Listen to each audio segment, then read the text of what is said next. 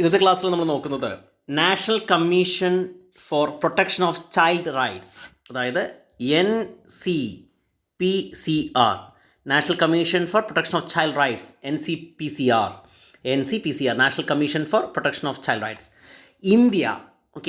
India UN ബാലാവകാശ കൺവെൻഷനിൽ ഒപ്പുവെച്ച വർഷം ചോദിച്ചിട്ടുണ്ട്.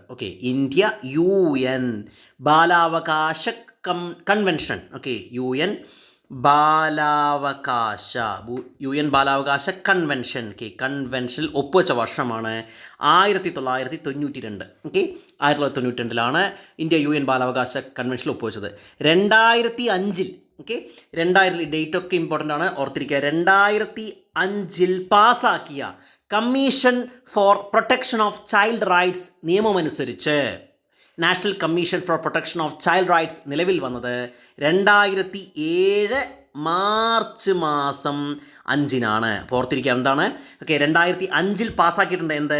2005 പാസ്സാക്കിയ commission for protection of child rights നിയമം അനുസരിച്ച്. അപ്പോൾ 2005 നിയമം അനുസരിച്ചാണ്. 2005 ഏത് നിയമമാണ്? 2005 commission for protection of child rights നിയമം അനുസരിച്ച് national commission for protection of child rights നിലവിൽ വന്നത് 2007 എന്നാണ്. 2007 മാർച്ച് 5 നിലവിൽ വന്നത്. ഇനി ഈ national commission for protection of child റൈറ്റ്സിൻ്റെ ആസ്ഥാനം എവിടെയെന്ന് ചോദിച്ചു കഴിഞ്ഞാൽ എന്താ പറയുക? അത് ന്യൂഡൽഹിയാണ്. എവിടെയാണ് ആസ്ഥാനം? എവിടെയാണ് ആസ്ഥാനം? ന്യൂഡൽഹിയാണ്. പറഞ്ഞ കാര്യങ്ങൾ ഇത്രയേ ഉള്ളൂ. ഇന്ത്യ ഈ UN ബാലാവകാശ കൺവെൻഷനിൽ ഒപ്പുവെച്ച വർഷം എന്നാണ്. ഇന്ത്യ UN ബാലാവകാശ കൺവെൻഷനിൽ ഒപ്പുവെച്ച വർഷം 1992. അതുപോലെ തന്നെ 2005 പാസ്സാക്കിയ commission for protection of child rights നിയമം അനുസരിച്ചാണ് 2007 മാർച്ച് 5 എന്ത് ഈ child right national commission for protection of child rights നിലവിൽ വന്നത്.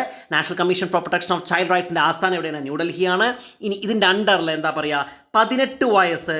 18 വയസ്സാണ് ഇതിൻ്റെ ഒരു പ്രായം എന്ന് പറയുന്നത്. ഇപ്പോൾ പ്രായം എന്ന് പറയുന്നത് എത്രയാണ്? 18 വയസ്സാണ്. 18 വയസ്സിന് താഴെയുള്ള കുട്ടികളുടെ സംരക്ഷണത്തിന് വേണ്ടിയാണ് ഈ സ്ഥാപനം നിലകൊള്ളുന്നത്. അപ്പോൾ 18 വയസ്സിന് താഴെയുള്ള കുട്ടികളുടെ സംരക്ഷണത്തിന് വേണ്ടിയാണ് ഈ ഒരു സ്ഥാപനം നിലകൊള്ളുന്നത്. ഓർത്തിരിക്കുക. ഇനി എന്താണ് അടുത്ത് നമുക്ക് ഓർത്തിരിക്കാനുള്ളത്? 1098 എന്ന് പറയുന്ന ഒരു നമ്പർ നിങ്ങൾ കേട്ടിട്ടുണ്ടാവും. എന്താ അത്? ഇന്ത്യയിലെ ചൈൽഡ് ഹെൽപ്പ് ലൈൻ നമ്പറാണ്. ഇന്ത്യയിലെ ചൈൽഡ് ഹെൽപ്പ് ലൈൻ നമ്പർ എത്രയാണ്? 1098 ആണ്. അപ്പോൾ ഇന്ത്യയിലെ ചൈൽഡ് ഹെൽപ്പ് ലൈൻ നമ്പറാണ് 1098 എന്ന് പറയുന്നത്. ഇതൊരു ചൈൽഡ് ഹെൽപ്പ് ലൈൻ നമ്പറാണ്. അപ്പോൾ ആരൊക്കെയാണ് ഈ ഒരു കമ്മീഷൻ NCPCRലെ അംഗമായിട്ട്? NCPCR national commission for protection of child rights ആരൊക്കെയാണുള്ളത്? ചെയർപേഴ്സണെ കൂടാതെ 6 അംഗങ്ങളും 6 അംഗങ്ങളും ഒരു മെമ്പർ സെക്രട്ടറിയുമാണ്. ഒരു മെമ്പർ സെക്രട്ടറി. ചെയർപേഴ്സണെ കൂടാതെ 6 അംഗങ്ങളും ഒരു മെമ്പർ സെക്രട്ടറിയുമാണ് ദേശീയ ബാലാവകാശ കമ്മീഷനിലുള്ളത്. അപ്പോൾ ചെയർപേഴ്സൺ പ്ലസ് 6 മെമ്പേഴ്സ്, ഒരു മെമ്പർ സെക്രട്ടറി ഉണ്ട്. ഈ അംഗങ്ങളിൽ കുറഞ്ഞത് 2 പേരെങ്കിലും വനിതകളായിരിക്കണം. അപ്പോൾ ഈ NCPCRലെ 2 വനിതകൾ നിർബന്ധമാകണം. ചെയർപേഴ്സൺ, 6 അംഗങ്ങൾ, ഒരു മെമ്പർ സെക്രട്ടറി. അതുപോലെ തന്നെ എന്താണ്? ഇത് 2 പേരെങ്കിലും വനിതകളായിരിക്കണം. ഇനി NCPCRന്റെ പ്രഥമ അധ്യക്ഷ സ്ഥാനം വഹിച്ചത് ആരാ ചോദിച്ചു കഴിഞ്ഞാൽ? അതാണ് ശാന്ത സിൻഹയാണ്. NCPCRന്റെ പ്രഥമ അധ്യക്ഷ സ്ഥാനം വഹിച്ച കാര്യങ്ങൾ ഒന്നുകൂടി ഓർത്ത് പറയാം. ഇന്ത്യയിലെ ചൈൽഡ് ഹെൽപ്പ് ലൈൻ നമ്പർ 1098 ആണ്. അതുപോലെ തന്നെ ചെയർപേഴ്സണെ കൂടാതെ 6 അംഗങ്ങളും ഒരു മെമ്പർ സെക്രട്ടറിയുമാണ് ദേശീയ ബാലാവകാശ കമ്മീഷനുള്ളത്. ഈ അംഗങ്ങളിൽ കുറഞ്ഞത് 2 പേരെങ്കിലും വനിതകളായിരിക്കണം. NCPCRന്റെ പ്രഥമ അധ്യക്ഷ സ്ഥാനം വഹിച്ചത് ശാന്ത സിൻഹയാണ്. ഓർത്തിരിക്കുക. പിന്നെ എന്താ പറയുള്ളത്?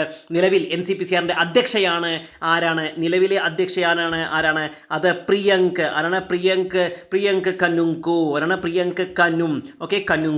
കനുങ്കോയാണ്.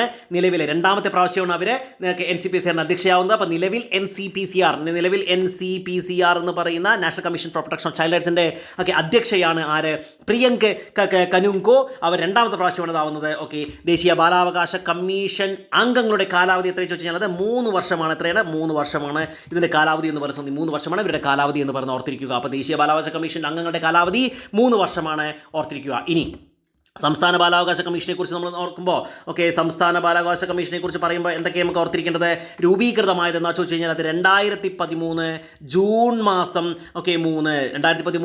3 രൂപീകൃതമായത്. അപ്പോൾ സംസ്ഥാന ബാലാവകാശ കമ്മീഷൻ രൂപീകൃതമായത് 2013 ജൂൺ 3 അംഗസംഖ്യ എന്ന് പറഞ്ഞു കഴിഞ്ഞാൽ എന്താണ്? ചെയർമാനും ചെയർമാനും അംഗസംഖ്യ ആരൊക്കെയാണ്? അംഗസംഖ്യ എന്ന് പറഞ്ഞ സംഗതി ചെയർമാൻ. അംഗസംഖ്യ എന്ന് പറഞ്ഞ സംഗതി എന്താണ്? അംഗസംഖ്യയെക്കുറിച്ച് പറയാനുള്ളത് എന്താണ്? ചെയർമാൻ. ചെയർമാന് പ്ലസ് 6 അംഗങ്ങൾ. ചെയർമാനും 6 അംഗങ്ങളുമാണ് സംസ്ഥാന ബാലാവകാശ കമ്മീഷന്റെ രൂപീകരണത്തിന് കാരണമായ 2005 ഇതിന് കാരണമായിട്ടുള്ളത് എന്താണ്? 2005 ബാലാവകാശ സംരക്ഷണ നിയമത്തിലെ വകുപ്പ് 17 1 കാരണമാണ്. വകുപ്പ് 17 1 കാരണമാണ് ഈ സംസ്ഥാന ബാലാവകാശ കമ്മീഷൻ രൂപീകൃതമായത്. പറഞ്ഞ കാര്യങ്ങൾ ഇത്രയേ ഉള്ളൂ. രൂപീകൃതമായത് എന്നാണ് ഈ സംസ്ഥാന ബാലാവകാശ കമ്മീഷൻ രൂപീകൃതമായത് എന്നാണ് ഇമ്പോർട്ടൻ്റ് ആയിട്ടുള്ള ഡേറ്റ് ആണ്. 2013 ജൂൺ മാസം 3 പിന്നെന്താണ്? അംഗസംഖ്യ എന്ന് പറഞ്ഞ സംഗതി ചെയർമാന് പ്ലസ് 6 അംഗങ്ങളുണ്ട്. സംസ്ഥാന ബാലാവകാശ കമ്മീഷൻ രൂപീകരണത്തിന് കാരണമായ 2005 ബാലാവകാശ സംരക്ഷണ നിയമത്തിലെ വകുപ്പാണ് വകുപ്പ് 17 1 കാരണമാണ് ഈ സംസ്ഥാന ബാലാവകാശ കമ്മീഷൻ രൂപീകൃതമായത്. ഇന്നത്തെ ആദ്യത്തെ അധ്യക്ഷ, ഇപ്പോഴത്തെ അധ്യക്ഷ ആരാണെന്ന് നമുക്ക് പറയാം. ഈ ആദ്യത്തെ അധ്യക്ഷ ആരാ ചോദിച്ചാൽ എന്താ പറയുക? ആദ്യത്തെ അധ്യക്ഷയാണ് നീലാ ഗംഗാധരൻ. ആരാണ്? നീലാ ഗംഗാധരനാണ് ആദ്യത്തെ അധ്യക്ഷ എന്ന് പറഞ്ഞത്. ആദ്യത്തെ അധ്യക്ഷ നീലാ ഗംഗാധരനാണ്, ഓർത്തിരിക്കുക. പിന്നെന്താണ്? ചെയർമാന്റെ കാലാവധി എന്ന് പറഞ്ഞാൽ ചെയർമാന്റെ കാലാവധി ചെയർമാന്റെ കാലാവധി എന്ന് പറഞ്ഞാൽ 5 വർഷം പ്ലസ് 3 വർഷം പ്ലസ് 65 വയസ്സാണ്. 3 വർഷം പ്ലസ് 65 വയസ്സാണ്. എന്നാൽ ദേശീയ തലത്തിലുള്ള കാലാവധി 3 വർഷമാണ്. ഇവിടെ സംസ്ഥാനത്തിലെ ചെയർമാൻ്റെ കാലാവധി 3 വർഷം അല്ലെങ്കിൽ 65 വയസ്സാണ്. 3 വർഷം അല്ലെങ്കിൽ 65 വയസ്സാണ്. എന്നാൽ അംഗങ്ങളുടെ കാലാവധി എന്ന് പറഞ്ഞാൽ എങ്ങനെയാണ്? അംഗങ്ങളുടെ കാലാവധി എന്ന് പറഞ്ഞാൽ 3 വർഷം അല്ലെങ്കിൽ 60 വയസ്സാണ്. 60 വയസ്സ്, 3 വർഷം അല്ലെങ്കിൽ 60 വയസ്സ്. പറഞ്ഞ കാര്യങ്ങൾ ചെയർമാൻ്റെ കാലാവധി എന്നാണ് 3 വർഷം 65 വയസ്സാണെങ്കിൽ അംഗങ്ങളുടെ കാലാവധി എന്ന് പറഞ്ഞാൽ അത് 3 വർഷം 60 വയസ്സാണ്. അംഗങ്ങളെ നിയമിക്കുന്നത് നീക്കം ചെയ്യുന്നു ആരാ ചോദിച്ചാൽ എന്താ പറയുക? അത് സംസ്ഥാന സർക്കാരാണ്. അല്ലാണ്ട് ഗവർണറോ അല്ലെങ്കിൽ രാഷ്ട്രപതിയൊന്നുമല്ല. അംഗങ്ങളെ നിയമിക്കുന്നതും നീക്കം ചെയ്യുന്നവരാണ് സംസ്ഥാന സർക്കാരാണ്. അവരെ നിയമിക്കുന്നതും നീക്കം ചെയ്യുന്നു. അംഗങ്ങളെ നിയമിക്കുന്നതിന് തെരഞ്ഞെടുപ്പ് സമിതിയുടെ അധ്യക്ഷൻ, അംഗങ്ങളെ നിയമിക്കുന്ന തെരഞ്ഞെടുപ്പ് സമിതിയുടെ അധ്യക്ഷൻ ആരാ ചോദിച്ചാൽ എന്താ പറയുക? ആ അധ്യക്ഷനാണ് ആര്? സംസ്ഥാന സാമൂഹിക ക്ഷേമ വകുപ്പ് മന്ത്രി. സംസ്ഥാന സാമൂഹിക വകുപ്പ് മന്ത്രിയാണ്. സാമൂഹിക ക്ഷേമ വകുപ്പ് മന്ത്രിയാണ് ഇതിൻ്റെ അംഗങ്ങളെ നിയമിക്കുന്ന തെരഞ്ഞെടുപ്പ് സമിതിയുടെ അധ്യക്ഷൻ. അപ്പോൾ നമ്മൾ സംസ്ഥാന ബാലാവകാശ കമ്മീഷനെ കുറിച്ചാണ് നമ്മൾ നോക്കുന്നത്. രൂപീകൃതമായത് ഇമ്പോർട്ടൻ്റ് ആയിട്ടുള്ള ഡേറ്റ് ആണ്. 2013 ജൂൺ മാസം 3 രൂപീകൃതമായത്. അംഗസംഖ്യ എന്ന് പറഞ്ഞ സംഗതി ചെയർമാന് പ്ലസ് 6 അംഗങ്ങളുണ്ട്. സംസ്ഥാന ബാലാവകാശ കമ്മീഷൻ രൂപീകരണത്തിന് കാരണമായ 2005 ബാലാവകാശ സംരക്ഷണ നിയമത്തിലെ വകുപ്പാണ് വകുപ്പ് 17 1. അധ്യക്ഷ എന്ന് പറഞ്ഞ ആദ്യ അധ്യക്ഷ എന്ന് പറഞ്ഞ ആരാണ്? നീലാ ഗംഗാധരനാണ്. കാലാവധി എന്ന് പറഞ്ഞ സംഗതി 3 വർഷം അല്ലെങ്കിൽ 65 വയസ്സാണ് ചെയർമാൻ്റെ കാലാവധി. അംഗങ്ങളുടെ കാലാവധി എന്ന് പറഞ്ഞാൽ 3 വർഷം 60 വയസ്സാണ്. അംഗങ്ങളെ നിയമിക്കുന്നു നീക്കം ചെയ്യുന്നവരാണ് സംസ്ഥാന സർക്കാരാണ്. അംഗങ്ങളെ നിയമിക്കുന്ന തെരഞ്ഞെടുപ്പ് സമിതി അധ്യക്ഷനാണ് സംസ്ഥാന സാമൂഹിക ക്ഷേമ വകുപ്പ് മന്ത്രിയാണ്, ഓർത്തിരിക്കുക. ഇനി ഇതിൽ ഈ ഒരു കുട്ടികളുമായി ബന്ധപ്പെട്ട ചില IPC ഇമ്പോർട്ടൻ്റ് ആയിട്ടുള്ള വകുപ്പുകൾ ചോദിച്ചു കണ്ടിട്ട് IPC ഇന്ത്യൻ പീനൽ കോഡിലെ ചില ഇമ്പോർട്ടൻ്റ് ആയിട്ടുള്ള വകുപ്പുകൾ ഉണ്ട്. ഏതൊക്കെയാണ് നമുക്കൊന്ന് ജസ്റ്റ് നോക്കാം.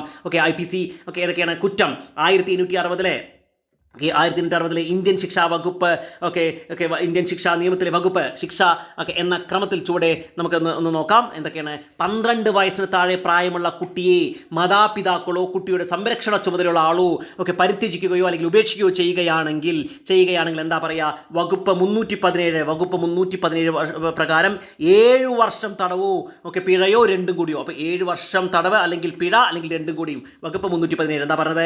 12 വയസ്സിന് താഴെ പ്രായമുള്ള കുട്ടിയെ മാതാപിതാക്കളോ കുട്ടിയെ സംരക്ഷണ ചുമതലയുള്ള ആളോ പരിത്യജിക്കുകയോ അല്ലെങ്കിൽ ഉപേക്ഷിക്കുകയോ ചെയ്യുകയാണെങ്കിൽ വകുപ്പ് 317 പ്രകാരം 7 വർഷം തടവോ അല്ലെങ്കിൽ പിഴയോ അല്ലെങ്കിൽ രണ്ടും കൂടി അനുഭവിക്കേണ്ടി വരുമെന്നാണ് IPC പറയുന്നത്. ഇനി മൈനറായിട്ടുള്ള ഒരു കുട്ടി, അതായത് 18 വയസ്സിന് താഴെയുള്ള മൈനറായിട്ടുള്ള കുട്ടിയെ അല്ലെങ്കിൽ പെൺകുട്ടിയെ വശീകരിച്ച് വിവാഹത്തിനോ അല്ലെങ്കിൽ അവിഹിത സംഘത്തിനോ പ്രലോഭിക്കുകയോ ഏതെങ്കിലും കൃത്യം ചെയ്യുന്നതിന് നിർബന്ധിക്കുകയോ ചെയ്യുകയാണെങ്കിൽ വകുപ്പ് 366A പ്രകാരം 10 വർഷം തടവും അതുതന്നെ പിഴയുമുണ്ട്.